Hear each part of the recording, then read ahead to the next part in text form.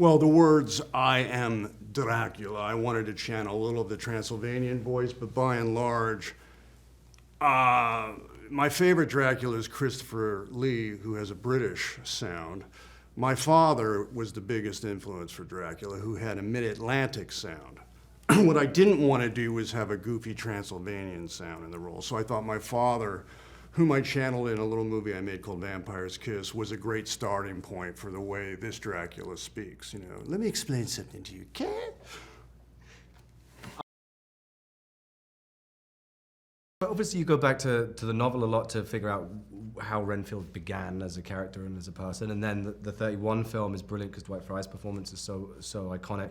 So stealing things from that when I can. I love his laugh, obviously, and that's such a piece of the character, so trying to pepper that in. But then this is also 100 years later, so I mean, that's very kind of you to say that they feel like bookends, because it's then thinking, you know, how have these characters developed over that time, and that's what I love with what Nick did to it. You know, he brings a lot of these two characters, you know, they're together, but they love each other, and they also are tormenting each other, and there's so much hurt even in Dracula for what Renfield does to him, trying to escape him. So there's a lot to unpack emotionally, I think, between them. Well, it was just more of a reaffirmation, if you will, that so much can be conveyed with voice and just your eyes, that even though I'm under 20 pounds of makeup, the performance still can come through with voice and eyes. That's really what I learned from it.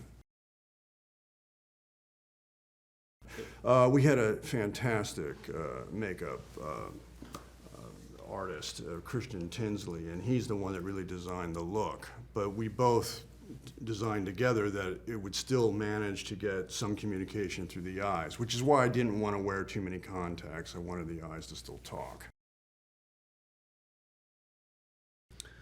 I think for Renfield, when he's first under Dracula's control, there's a wildness and a craziness to him in the novel at times, where he's kind of losing a little bit of his senses.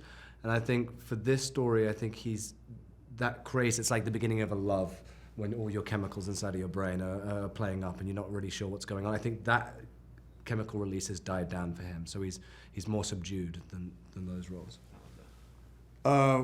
Well, I think it was more just really trying to find the tone. I'm trying to find this bullseye between comedy and horror, which I don't think has been explored that much.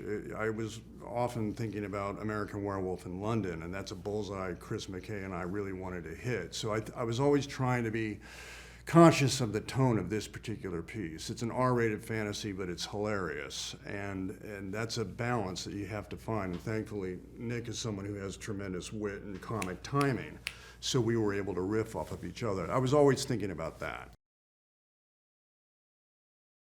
Bad news, just stay off your cell phone. Don't Google yourself.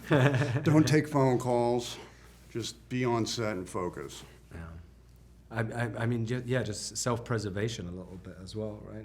Kind of worrying too much about yourself instead of the character.